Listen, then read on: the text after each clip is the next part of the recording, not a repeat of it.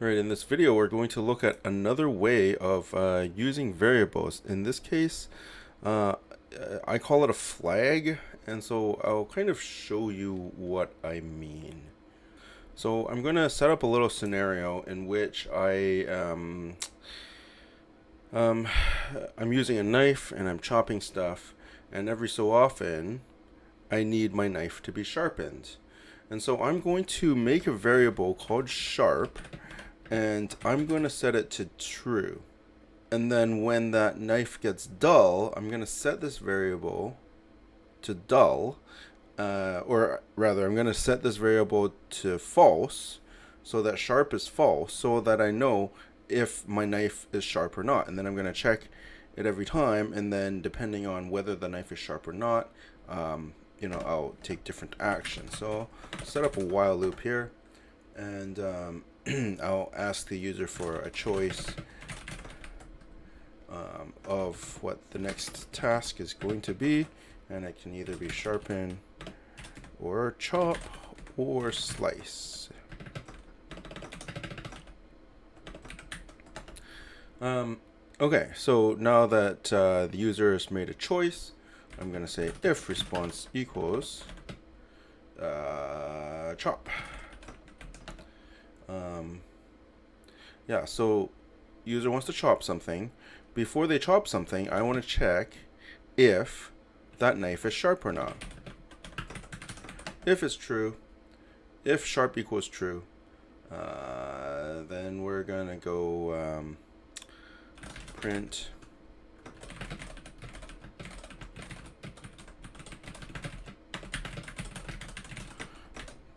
chop, chop, chop. Okay, if it's not true, if sharp is not true, then I'm going to print something else. Sorry, your knife is dull. You cannot chop right now.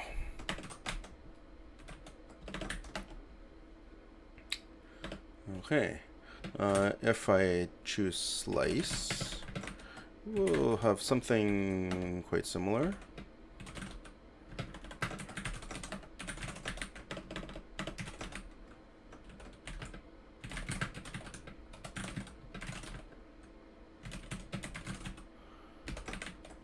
Okay,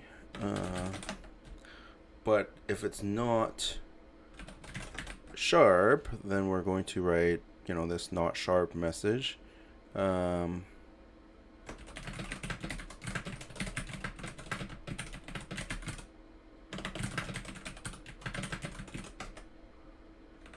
Just like that. Okay, so, and then we have if response equals sharpen. What am I going to do? Well, if that knife is already sharp, so if sharp is true, we're going to say there's no need to sharpen your knife. It's already very sharp. If sharp is false, that means our knife is dull, and so we're going to print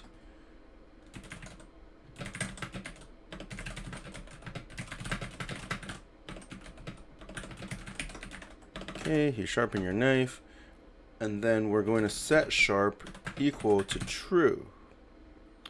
Okay, so this is our flag, and so that becomes true again. So that's what's going to happen if I say sharpen. I guess we need to somehow make it dull, and so I'm just going to say if random.randint, and we'll give it 1 to 10. And if that is less than, say, 3, then our equals false. So I'm going to generate a random number between 1 and 10. So 1, 2, 3, 4, 5, 6, 7, 8, 9, 10. If that number is less than 3, I'm going to say that my knife is dull. And so I set my sharpness flag to false. And so that means next time I go through, I won't be able to cut anything until I sharpen it. We'll just do import random. And let's give that a try. Next task, sharpen, chop, or slice. Let's try sharpening. Okay, because my sharpness flag is true, that means my knife is already sharp, so there's no need to sharpen it. It's already sharp. So let's chop, and let's chop again, and let's chop again, and let's chop again. Let's slice. Oh, sorry, your knife is dull. You cannot chop right now. Well, let's try to chop anyways. Let's try to slice. Can't slice anything with a dull knife. Okay, sharpen it first. We go to sharpen. Shing, shing, shing. Your knife is now razor sharp. And hopefully I should be able to chop again. So I did something wrong, which was, let's see.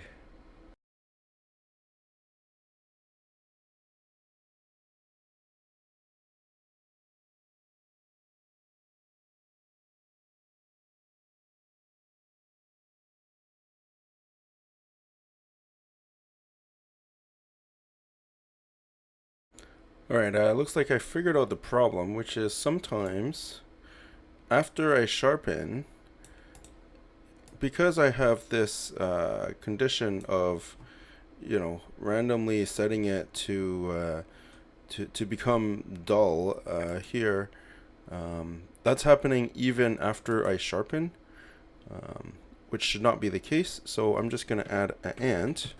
So make this a compound conditional, and response is not equal to sharpen.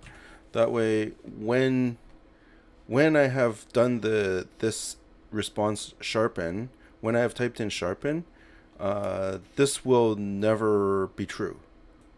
Yeah, that should work. So let's try that out. Okay, chop, sharpen. No, sorry. This should have been in quotation marks because this is the thing that was inputted. In fact, it's like basically same thing, opposite of this. Okay, now let's try it. Chop, chop, chop, chop, slice, slice. Just want to point out that while I was troubleshooting this, I did a print statement, and so that's why you see this extra false, false, false. I printed out the flag true. I printed out the flag here so that I could see what's happening. So I wasn't sure, why that was happening, and sometimes when you're just running the program, you don't have all the information that you need. So you do extra print statements like this. So printing, what the variable is a really useful way to keep track of things and really try and figure out what's happening. I don't need this at the moment, but I might need it again in the future. I don't know. So I'm just going to comment it out like that for now until I'm sure that my code works. Okay, so let's just run that again without that printing the flag. Chop, slice, chop, slice. Can't slice anything. My knife is dull. Sharpen. Okay, my knife is razor sharp. Let's chop. And yes, it works again. Slice, chop, slice. Okay, sharpen again. Okay, slice, sliced, chop, chop.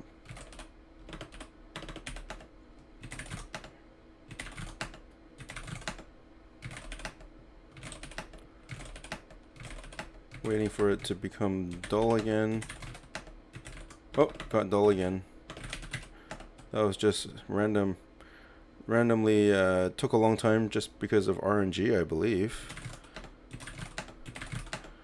Okay, there, got dull again. So you can see it seems to be working now. So there we go. So that's how we use a flag. So there's different situations in which this might be useful. It doesn't always have to be true and false. You can, often people will say 1 or 0, or you might have like different options. So it might be, 1, 2, or 3. It all really depends on the situation in which you're using it. But yeah, there's lots of different situations where this might be useful. And you also got a little bit of bonus troubleshooting, finding errors, and fixing bugs content. So that's a little bonus for you, I guess. All right, that's all for this video, and we'll see you in the next one.